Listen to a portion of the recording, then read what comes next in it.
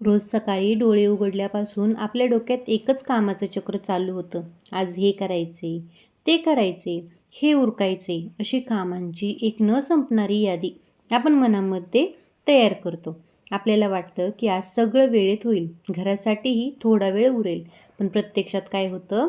दिवस मावळतीला जातो, पण कामाचा डोंगर तसाच असतो आणि आपल्या हातात राहतो तो प्रचंड थकवा, चिडचिड.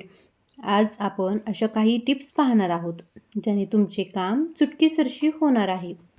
जर तुम्हाला तुमची धावपळ कमी करून घर अगदी सुटसुटीत ठेवायचं असेल, तर हा व्हिडिओ लास्टपर्यंत पहा. बघा, बऱ्याच वेळा आपल्याला कामाचा प्रचंड कंटाळा येऊन जातो. असं वाटते की आज नको हे काम करायला, उद्या करता येईल.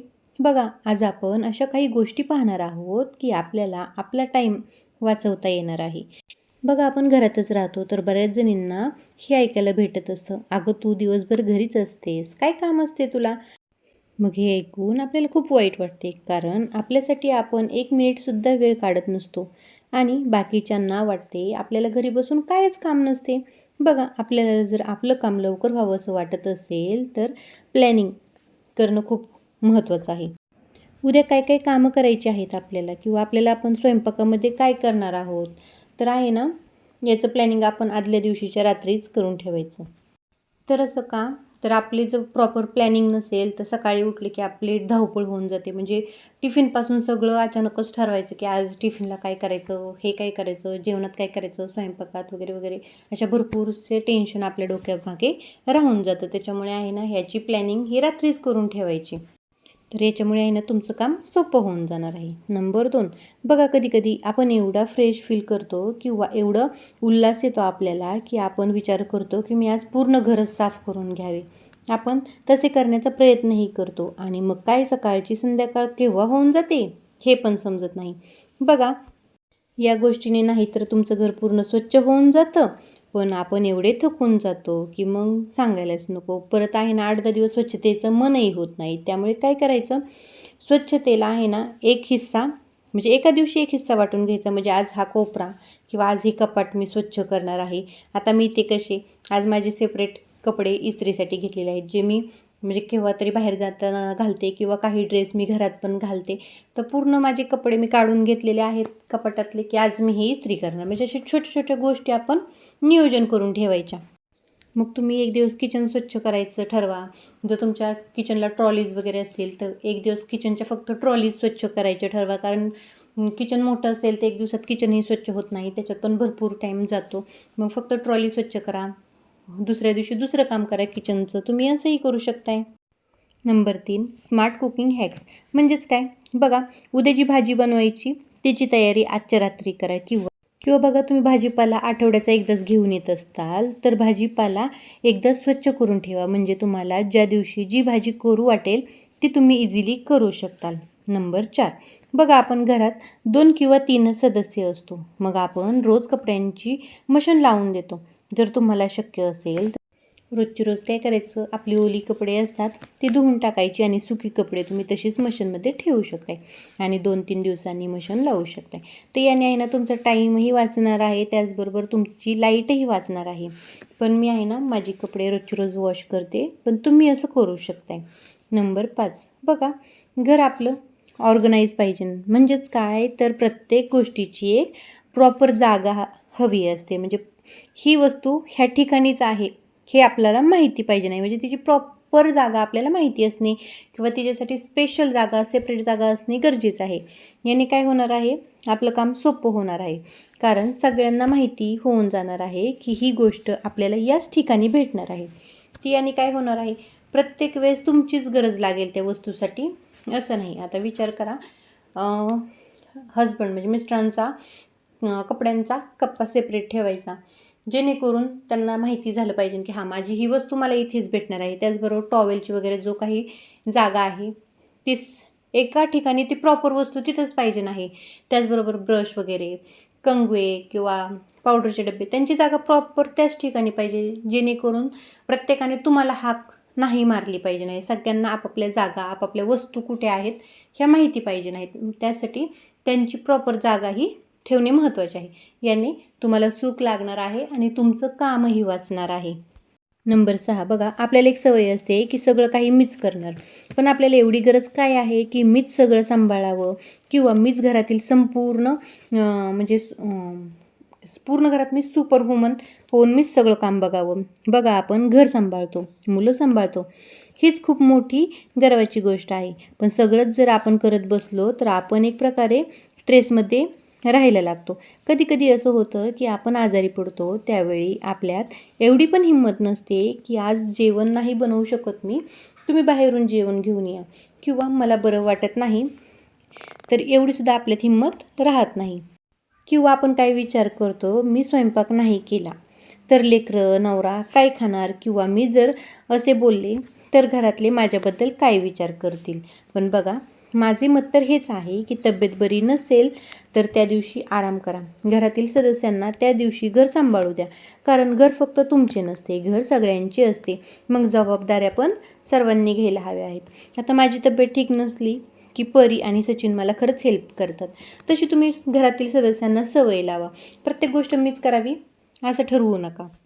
नंबर 7 सगळे काम जसे होणे आवश्यक आहे तसंच आवश्यक आहे त्या कामांच्या मध्ये ब्रेक घेणं. बघा, सीझन कोणता पण असू द्या, पण थोडं थकलात की एक ब्रेक घ्या. मग त्यात तुम्ही चहा, कॉफी किंवा लिंबू सरबत जे तुम्हाला आवडेल ते घ्या. यामुळे तुम्हाला जास्त थकावट जाणवणार नाही. कारण मला वाटतं की प्रत्येक गृहिणीला चहा खूप आवडतो आणि चहा विना किंवा चहा पिलं की एक ताकद येऊन जाते, एनर्जी येऊन जाते. मला कमेंट करून सांगा की कित्येक जणी या टी लवर आहेत. नक्की कमेंट करा बरं का. पुढील घरातील कामांबरोबर स्वतःसाठीही टाईम द्या. मी प्रत्येक व्हिडिओमध्ये सांगते, स्वतःसाठी टाईम द्या, स्वतःच्या स्किन केअरसाठी टाईम द्या. थोडासा योगा करा, व्यायाम करा. त्याचबरोबर आठवड्यातून 1-2 वेळा स्वतःसाठी म्हणजे स्टीम घ्या स्किनला, स्किनला मसाज करा. मग तुम्ही घरगुती उपकरणांपासून हे करू शकताय किंवा बाहेरील प्रोडक्ट्स जर आणलेले असेल तर तुम्ही तसंसुद्धा करू शकताय. ज्या गोष्टी तुम्हाला आवडतात ना, तुम्ही नक्की करा. घरातील प्रत्येकाला टाईम देण्याबरोबर स्वतःलाही टाईम देणं आहे ना, खरंच खूप आवश्यक आहे. बघा, उता उता उता चलो चल म्हणजे बबला कुठे जायचं आपल्याला? कुठे जायचं? चिमणी चिमणी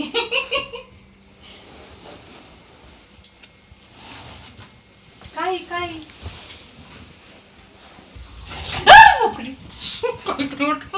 तरी त्या आहे ना, विंडो ओपन केली तर तिथं आम्हाला कसं वाटलं चिमणी असेल, पण तिथं होता सरूळ. तर अचानक पाहिल्यामुळे थोडीशी भीती वाटली. चला मग आपल्या टॉपिकवरती येऊयात. आपलं घर प्रत्येक गोष्टीत परफेक्ट व्हावं याची काहीच गरज नाही आहे. कारण ते घर आहे, कुठलं शोपीस नाही आहे. बघा की त्याने कंटिन्यू त्या घराने परफेक्टच राहिलं पाहिजे आहे. प्रत्येक वेळेस त्यांनी टापटीपच राहिलं पाहिजे नाही. त्यांनी स्वच्छच राहिलं पाहिजे नाही. घरात मुले असतात, थोडासा पसारा असतो. हे घर आहे. बघा, लेकरं आज लहान आहेत, उद्या मोठी होणार आहेत. आता आमची परी 6ला गेलेली आहे, 6th स्टँडर्डला गेलेली आहे. तरीसुद्धा ती पसारा करते. कारण त्यांचं बालपण आहे ना, हे आत्ताच आहे. पुढे जाऊन तुम्हाला वाटलं तरी ती लेकरं घरामध्ये पसारा करणार नाही आहेत. त्यांचं बालपण त्यांना जगू द्या. तर मी पण एक टी लवर आहे, पण आत्ता उष्णतेमुळे आहे ना, मला चहा वगैरे घेऊ वाटत नाही. त्यामुळे मी कॉफी घेते आणि मस्त असा चुसका मारलेला आहे मी कॉफीचा. तर आयुष्यात आहे ना, काहीच परफेक्ट नसते. त्यामुळे स्वतःची पण काळजी घ्या.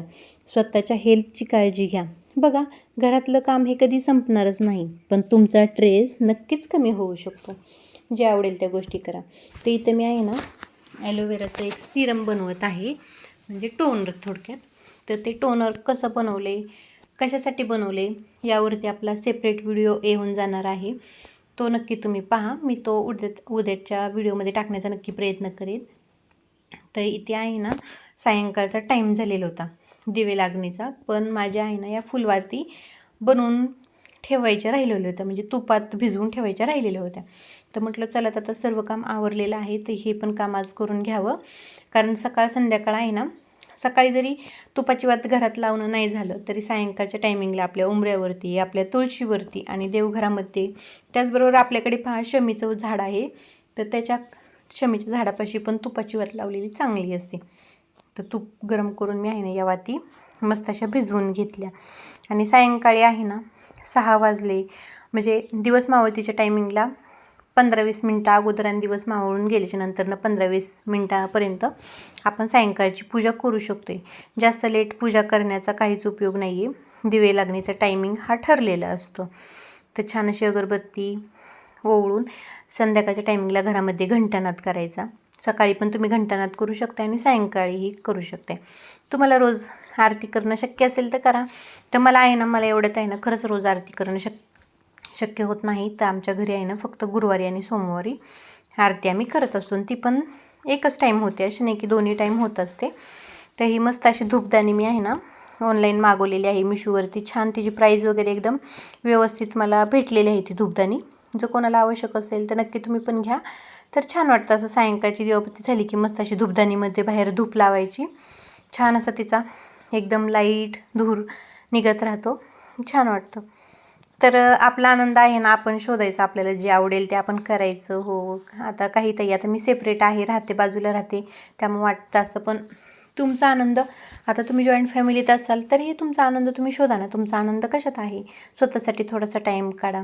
व्यायाम करायचा असेल, सकाळची धावपळ असते, तर तुम्ही काय करा, थोडंसं लवकर उठा, पहाटे उठा आणि स्वतःला टाईम द्या. नंतरनं घरातली कामे तुम्ही सुरू करू शकताय. किंवा शांत फक्त 10 मिनटं डोळे झाकून तुम्ही घरामध्ये बसा किंवा मोकळ्या हवेत बसा, अजून तुम्हाला प्रसन्न वाटणार आहे. त्याचबरोबर थोडंसं फिरायला जा, वॉकला जा. आता तुम्हाला एखाद्या व्यक्तीशी बोलायला आवडत असेल, म्हणजे आता मैत्रीण असू द्या, जाऊ असू द्या, त्याचबरोबर कोणीही असू द्या, तुम्हाला त्या व्यक्तीशी बोलायला आवडत असेल, 10 मिनटं का होईना त्या व्यक्तीला बोला, म्हणजे तुमचा माइंड फ्रेश होईल. आता आमचं आणि वहिनींचं कॉल वगैरे कॉन्टॅक्ट वगैरे असतो आमचं. दिवसातून मी 10 मिनटं 20 मिनटं तरी त्यांच्याशी बोलले तरी बरं वाटतं. म्हणजे असे तुम्हाला जे आवडेल ते तुम्ही नक्की करा.